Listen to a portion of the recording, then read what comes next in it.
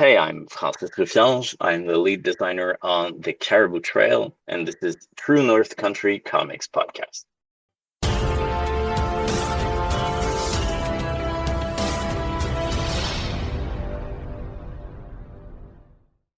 Welcome to the True North Country Comics Podcast, dedicated to celebrate Canadian comic book and graphic novel creators and supporters. I'm John Swinimer. On this episode, I chat with Francis Rufiange about his work on the Caribou Trail from Unreliable Narrators. Based in Montreal, Quebec, Francis Rufiange is the lead designer for the Caribou Trail. His previous game development efforts include Two Falls, plus work with Affordance Studio. The Caribou Trail is developed by Unreliable Narrators in collaboration with Manavoid Entertainment, independent studio focused on narrative-driven games rooted in history and human experience. The studio previously released Two Falls, a critically acclaimed narrative exploration game that explored contrasting perspectives and cultural encounters. The Caribou Trail is described as a visceral, first-person narrative experience about a band of friends from Newfoundland sent on some of the most unlikely missions of the Great War. The video game is inspired by real events of the Royal Newfoundland Regiment's role in the Gallipoli Campaign, a failed effort by Allied forces to take control of Istanbul and the Black Sea. The Caribou Trail blends history with fiction to portray a rarely explored front of the First World War, Gallipoli, from the landing to the final evacuation. Cut through barbed wire no man's land on a desperate reconnaissance mission, silence a sniper holding the line, and make noise during a chaotic evacuation. Each step is experienced through your own eyes, yet this is not about winning the war, it's about enduring it. Now I know what you're saying, this podcast isn't about a comic book or graphic novel, so what gives? And you're right.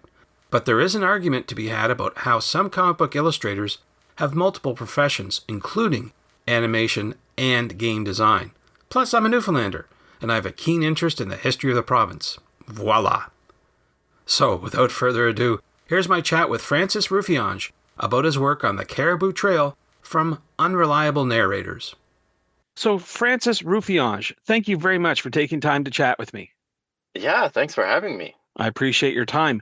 Before I get going with all the questions, I would like to know, what was the first comic book that you read? I think if I remember correctly, it would be one of the classics. So either Asterix or Tintin.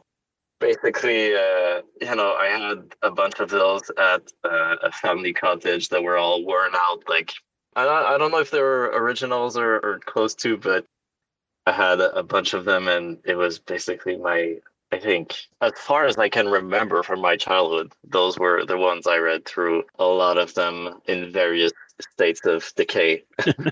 Means they're well read, and they're very popular books, that's for sure. Yeah. So I'm talking to you. I wanted to, you're a little bit, let's say, unique character that I interview among the many on this podcast. So I wonder if you could talk a little bit about your occupation and your background.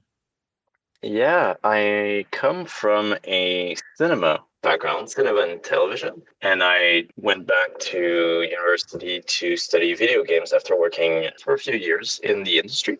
So I became very interested in game design, and so that's sort of the path I followed, and I landed a job here to do some narrative design at Unreliable Narrators. We make games that are very much narrative driven. It's not about any type of difficult challenge. It's more about telling a story through the environment, through the characters that you meet. This was sort of the perfect fit for me.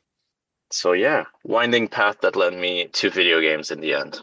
And speaking of video games, we're talking about your latest project, the video game called The Caribou Trail. I wonder if you could talk a little bit about the story. What is the story of this video game?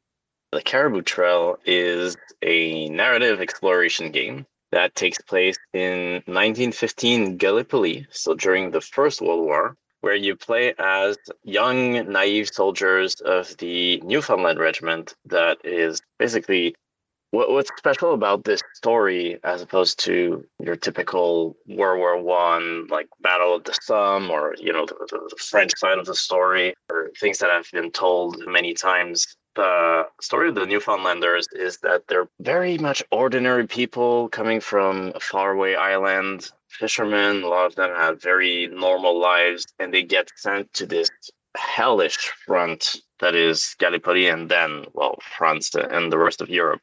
And it's sort of unfathomable how these people would get there and overcome a lot of the odds that were stacked against them. And they ended up accomplishing like a great many things to the price of enormous sacrifices. So it's a very tragic and unique story, the Newfoundlanders in World War One. So that's why we chose to tell it in our game. Now, you're the lead designer on the project. Can you talk about the role that a lead designer plays in a project like creating a video game? Well, I wear many hats on that project. I'm the creative director and lead designer. Sometimes there's two people doing those two roles. In our case, that was one role. As the lead designer, you make sure that, well, in our case, since we're making narrative games, I sort of coordinate between the narrative and the design. Make sure that the narrative is told in a way that basically uses all the tools that the video games allow to tell our story in an interactive way, right? It's not a script that you can necessarily read from start to finish. There's a lot of variance in the way that the players get to live that story. And then on the design side, well, it's pretty much the mirror image of that, which is how do we create environments, a level, and scripted events that will tell the story in the most interesting way for the player and make them embody those characters and those situations. So it's a very wide role, but as lead designer, I mainly coordinate that and make sure that the vision for the project is kept and makes sense throughout everybody's work. I'm pretty accurate in saying that no one on your team were involved in the First World War. So I got to ask you then, how did you do your research? Because you want to be as accurate as possible and authentic when you're creating a game like this that reflects the time of World War One, the First World War, especially with the Newfoundlanders. How did you do that? Well, you're right in saying that nobody was involved in the war, that's for sure. But we did have the original idea actually comes from the co-founder of our studio, Christopher Chansey. He's from Newfoundland. He has a family, his father is from Newfoundland. And when he learned through his family about the Newfoundland Regiment, that's when he realized that this was quite a unique and amazing story that could be told by our studio through a game that we could make. And it came from family connections and then our base for research for the game, because not all of us are from Newfoundland or have been there, or especially not been to Gallipoli, for example.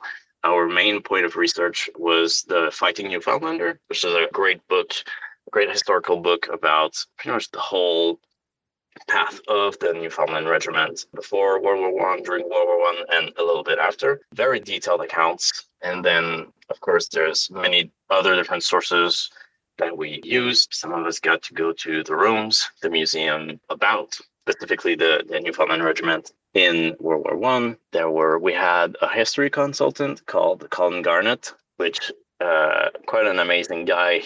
I can't remember exactly what his specialty was, but it's along the lines of World War One trench raiding tactics by Canadian forces. Although Newfoundland wasn't part of Canada at that point, it's very niche and specific to the time period and the area that we're exploring in our game. So he helped us a lot with the accuracy. But that being said, we wanted to make a game that was not necessarily 100% historically accurate. We wanted to have the broad environment, the broad historical context to be as accurate as possible, but we chose to do a entirely fictional story. Our art style is even more on the stylized side of things, so we can focus more on the human aspect than the sort of really common, like gritty look that you see in other war games. And that gave us a little bit of leeway. Like, for example, on let's say the gun models, we don't have the same amount of screws that the actual like Lee Enfield would have, for example, but we sort of had a little bit of leeway through abstraction in our art style as well. So it's half and half, I would say. Wanted to ask you a little bit more about the tools that you use when you were creating your game. Can you walk me through sort of the process, or at least some of the tools you used creating the visual aspects of the game? Making games is obviously a really long and multi-layered process. Obviously, if we concentrate on the art side of things, it'll usually start with a concept artist, the ideas, and then we'll do concept art, let's say for characters. We have a very talented character artist in-house that basically designed all of our characters and then gets passed on to the 3D artist, which will use any 3D software of choice. Some prefer Maya, Blender. It's really like up to the artist. We use Blender for our production. And then it's really about iterating and having some back and forth. So there's a lot of communication involved. Like, how do we feel about the overall shape before we refine it too much? And then once that's done, it's obviously getting textured and everything. And then there comes the complex part of getting that in the game engine, which is where everything is assembled at the end. And then, some models are also passed on to animation in other software so they can be rigged and animated. So probably, let's say for a character, for example, it goes through probably 5 different software before it's actually in the game. So it's quite a complex pipeline with a lot of people involved. Usually you have to have the right people, especially for like a 3D game that are really technical and know what they're doing on top of being great visual artists. So yeah, it's quite the pipeline. I would assume that everyone along the way has to have some sort of artistic background to make this correctly happen, right? Yeah, definitely. Of course, the artists, like the actual people doing the concepts and the 3D models, they're usually artists outside of work. They're great artists on their own, on top of being great 3D modelers, for example. And some of them, it's almost cliche, but they're always like with their tablets, just drawing around, and it's like nonstop. This is their life. So yeah, a lot of them have art backgrounds, but even the more technical people, I think it varies on that side. But when you're in games, I think everybody has that artistic side to them, whether it's in the literal sense, like you know, visual arts, or just an appreciation for art in general. I think you need that. It's really the difference between, let's say, working in video games or rather than working in software development. And no shade thrown at anybody working in software development, but you really need to have that side to get what the entire team is trying to accomplish with the game. Now, I've got to ask you, because a lot of the listeners are comic book fans. I've got to ask you then, is the game development process similar to the creation of a comic book in that you start with a script and then perhaps storyboard before getting down to brass tacks and making the game? Is that typically how it works? I would say there's a million different ways that people go about like making video games. I think it's much less linear of a process than maybe what you're describing as like doing different drafts and then moving on eventually to the final version. In games, the ideal model is really something that evolves over time. Basically, games are so complex that it's really hard to plan everything in advance and get it right the first time. Like the typical example is you'll have like an idea of how an environment will flow as the player moves through it, and then you go and you design the whole thing, and then you give a controller to a player, and first thing he does is he goes the opposite way that you intended and he breaks the game. And then you realize, okay, maybe this doesn't work. And it's the same thing for the story. Since they're very much enacted by the players, sometimes they won't understand what you want them to understand. They'll be distracted by something while an important story piece is happening. So the ideal way to do things, of course, we start by, having a rough draft, rough idea, like a lot of whiteboards with post-its and arrows connecting to different things. We'll have this idea of where we're going and what the end goal is, but we'll usually, through a really rapid iteration process, really build the story and the narrative along with the design of the game to make sure that everything works as intended when it's put in the hands of the players. The other thing I've got to ask then, you have so many assets, I guess is what you call it, when you create a game of this magnitude. Is it possible to take those assets and translate those into a graphic novel where someone could readily take and read without having to turn on a video game, let's say? Theoretically, it could be done. The game assets are so, I would say, specific to games. Maybe with a 2D game, it would be easier to do than with a 3D game. So I wouldn't say like out of the box you could do this, but it's definitely something that helps. Let's say one concrete example that we've used is that for our key art, for all the art promotional material for the game, the main art piece for the game. And we did this for both the games that we've released. We basically started by, we have a 3D model of our character. All right, let's pose it in the pose that we want, and we'll put it maybe in an environment that we want to have on this art piece. And basically, it'll serve as a base that then the artist will do a paint over, basically. So it'll be refined, and in the end maybe nothing will be left of the original 3D models as the artist like went over everything. But it's certainly like a really great either like advanced storyboarding tool that can rapidly translate into a final piece of art, or sort of a hybrid where we'll use posed characters in environments and tweak the lighting and the colors the way we want, but then refine it so it has that final artist touch that sort of will break the video game render feel that you'll get if you just basically take a screenshot of what's in the game. At the time of this recording, I believe the game is available for PC and consoles, and there's other plans, I guess, to make it available for people to play everywhere, or what's plans for the game? So right now it's available on PC, and it'll be available really soon. So in July 7th on PlayStation as well. So console. So we've been talking about the Caribou Trail. I've got to ask you what's next. I know that the video game process takes many, many years, but what's on your drawing table, so to speak, right now that you can talk about that you're working on? Yeah, well, I guess it's sort of a classic thing that people can't really talk about the projects they're working on for quite a while in the video game industry. What I would say is we've made two games that are similar in tone. So basically, really a story that is told very linearly in an environment. Either the Canadian Wilderness was our first project, and then the Gallipoli campaign with Royal Newfoundland Regiment was the second one. We're exploring new things for our next project.